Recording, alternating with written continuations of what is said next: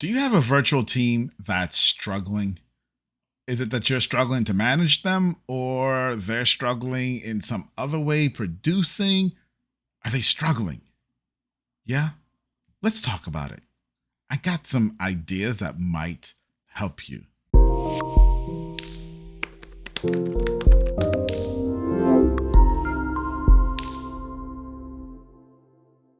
Hey, everybody.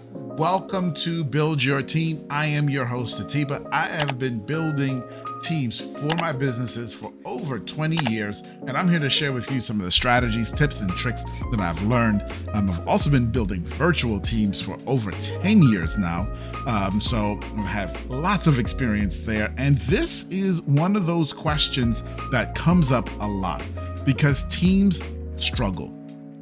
And there are lots of different reasons why teams struggle, but I'm going to submit to you that it all comes back to one word. And I am going to give you today 3 tips/strategies-ish of how you can affect this one word. Okay, y'all ready for it? Here it comes. Drum roll, please. Communication. Yup, communication. When teams are struggling, 99 times out of 100, it's because there are communication gaps. Communication challenges, communication issues, whatever you want to call them. You're having a problem with communication, okay? And if you stop and you think about your team, you can say, yeah. You may say, well, they're not meeting my expectations. Okay, guess what? That's communication. Well, they're just not producing the right. That's communication. Any way you slice it, it comes back to communication 99.99% of the time. So I'm going to share with you 3 tips/strategies of how you can better your communication. Now, I'm not proposing these as the only things that you can do, but these are 3 things that you can do that I believe would greatly help you. Here's number 1. And you may not like this one, by the way, but here's number 1. Recruit better people. Now, what do I mean by that? Because that's so very subjective, Atiba. Recruit better. My people are nice. They're wonderful. I'm not saying that they're not. But did you recruit people first for fit that are going to fit your organization and fit in on your team? And then 2, did you recruit people that have complementary skill sets and or experience? Did you do those 2 things? I guarantee you didn't. I guarantee you didn't. And I'm telling you that because I still struggle with that. Everyone still struggles with that, okay? It's a constant thing of trying to make sure that we hire people that really fit into our company culture and then can also do the job that we need done. That's a huge struggle that all of us face.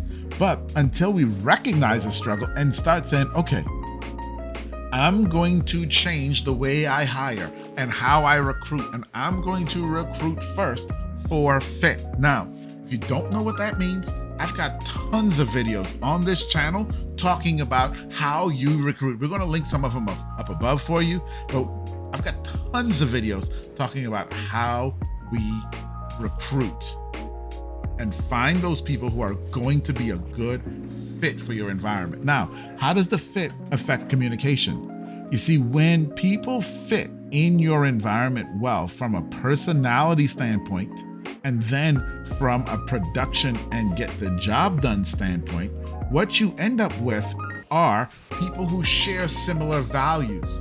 And people who share similar values often will communicate in similar ways. And that, my friends, is how it helps your communication. Because everyone starts to realize we're pulling on the same reins and we're trying to go in the same direction because we value the same things. So that's my tips/strategy. Number 1, hire better people, recruit better people. Number two, make sure you're having meetings. Now, hear me on this. I'm not saying that you should have a meeting every single day. Well, depending on how complex your projects are. But in general, you shouldn't have meetings every day. But here's what you should be doing. You should make sure in the virtual environment that everyone on your team has a touch point with their direct supervisor. Could be you, could be other people, at least once a week. That they have a meeting, even if it's just 30 minutes, with that person at least once a week. Okay? On top of that, one of the things that we do is we have weekly team meetings. So we may have this little team over here, and it may only be 2 people who are working on this project or even this client. They're going to meet once a week, have a check-in. Okay, in that check-in, what are they going to do? Well, it's not just a, hey, how you doing? Let's all hang out. No. We create scorecards. So there are things that we're measuring on a weekly basis, and we get together at these little check-ins and we go over our scorecard to see how we're doing. How are we progressing? Are we getting towards our goal? Are we on track for whatever it is that we're working towards? So at least once a week, you want small group team meetings to have conversations, to check and see where things are, and if things are starting to get off track, that it can be caught and that the team can help each other get back on track. Hugely important. Hugely important. Now I know what some of you would say, oh, a weekly, Atiba? Man, can't we just do monthly? Weekly seems like so much, and I get it. But let me tell you this, monthly didn't work in face-to-face environments. In face-to-face environments, you may have had a monthly meeting, but then there were all these little check-ins because you saw the people. And so you had an idea of what was going on. In the virtual environment, when you're not seeing people, monthly is way too long. You need that meeting once a week. Doesn't have to be long. Some of the meetings that we have are 15 minutes, guys. 15 minutes, in and out. Does not have to be long. Some of them do last an hour, just depending on the team, what they're working on, and how complex it is. Number 3. So that's my second tip. My third tip. Make sure that the process of how you make decisions in your company is very, very clear. You see, this is something that plagued environments when we were all in person. The nebulousness of knowing who actually had the final say and what actually was about to happen and how was a decision really going to get made.